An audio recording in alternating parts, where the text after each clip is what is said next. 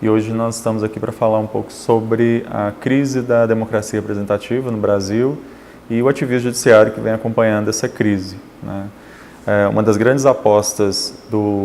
na legislação que mudou o Código de Processo Civil é a uniformização e os precedentes, o uso dos precedentes para tentar tornar as decisões no Brasil mais previsíveis. No entanto, o STF, assim como os demais tribunais, tem sido incapaz de dar uma resposta adequada ao que o artigo 926 do Código de Processo Civil fala, de que a decisão tem que ser íntegra, os tribunais devem manter jurisprudência íntegra, coerente e estável. Acho que uma das questões que a gente precisa pensar quando fala da incapacidade do STF de manter essa coerência é que essa questão não está isolada no judiciário, ela está diretamente relacionada a uma crise maior, que é uma crise de modelo de representação.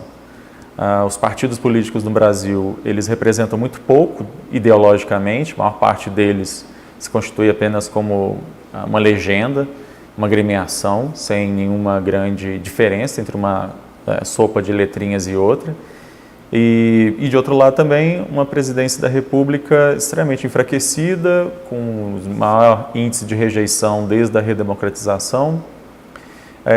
E aí tudo isso leva a um poder judiciário que tem sido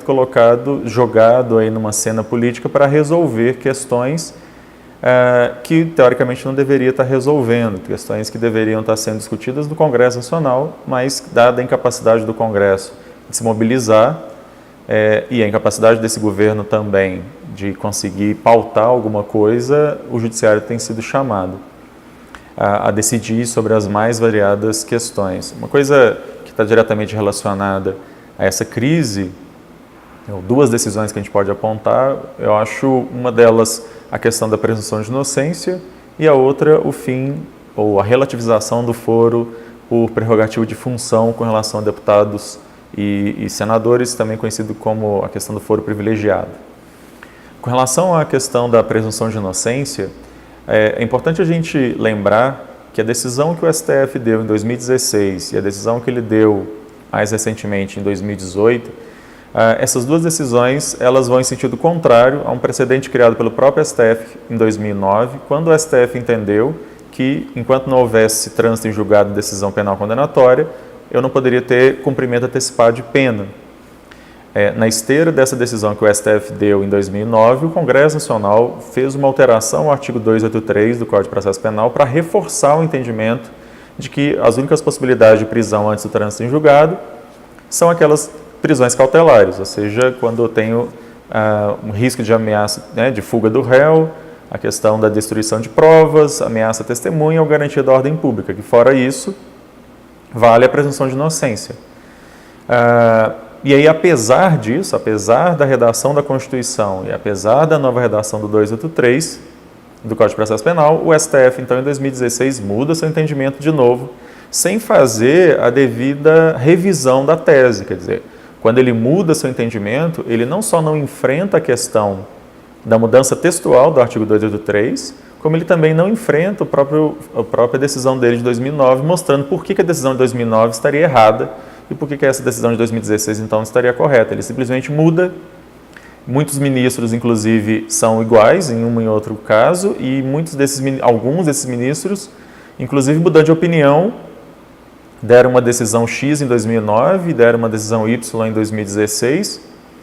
e, inclusive, um certo ministro vai dar uma decisão Z agora em 2018, ou seja, o mesmo ministro deu 3 decisões diferentes a respeito do mesmo caso, sem fazer nenhuma forma de referenciamento a por que, afinal de contas, ele mudou de opinião, em que medida inocência mudou alguma forma de sentido, de compreensão. Ou seja, a decisão do STF, nesse caso de 2016 e nesse caso de 2018, ela é totalmente baseada em argumentos que não têm nada de jurídico, são argumentos somente pragmáticos, argumentos de natureza política, e isso enfraquece muito a própria posição do STF.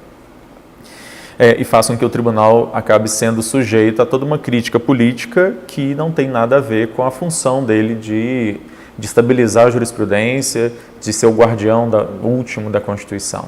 Então, pelo contrário, na verdade, a gente não sabe qual vai ser a próxima decisão do STF a respeito do mesmo tema, e esse sentimento de insegurança jurídica é muito sério. Um outro caso que eu mencionei, que eu acho que vale a pena a gente pensar também, é a decisão do STF sobre o fim ou a relativização do foro por prerrogativo de função, no caso de deputados e senadores. Por mais que a gente, de alguma maneira, como cidadãos, possa até concordar em que houve abusos por parte de deputados e senadores com o uso do chamado foro privilegiado do STF, a discussão ela tem sido colocada, e ela foi colocada no STF de maneira muito simplória. No final das contas, não há nenhum dado que mostre que o processo começar na primeira instância vai garantir melhor o cumprimento do processo até chegar a uma sentença do que se ele começasse no STF. Então, é pelo contrário, né? Começando no primeiro grau e podendo subir e descer várias vezes nos vários recursos, a probabilidade de você conseguir prescrever esse processo talvez seja, inclusive, muito maior. Mas, para além disso, e eu acho que a grande questão aí é qual o papel que o STF se coloca. A Constituição não faz a diferença que o STF faz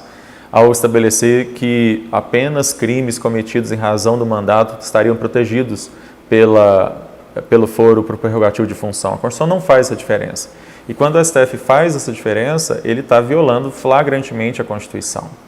Pior, ele vai falar isso apenas para deputados e senadores, mas não vai estabelecer a mesma questão para eles mesmos, para ministros de tribunais superiores,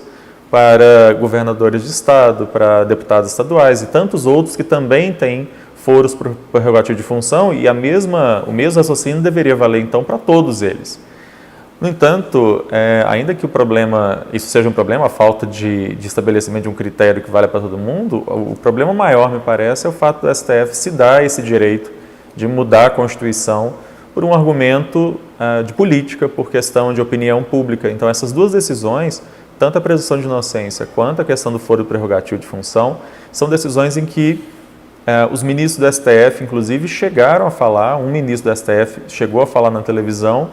um dia antes de decidir a questão da presunção de inocência, que os ministros tinham que ouvir a voz das ruas, né? Quer dizer, a partir do momento que o STF, como órgão judiciário, que possui uma série de garantias justamente para ele poder decidir sem temer a opinião pública, já que ele não é eleito, né? Os ministros do STF, assim como todos os órgãos do Poder Judiciário, eles têm garantias constitucionais justamente para eles poderem decidir a revelia do que a opinião pública pensa.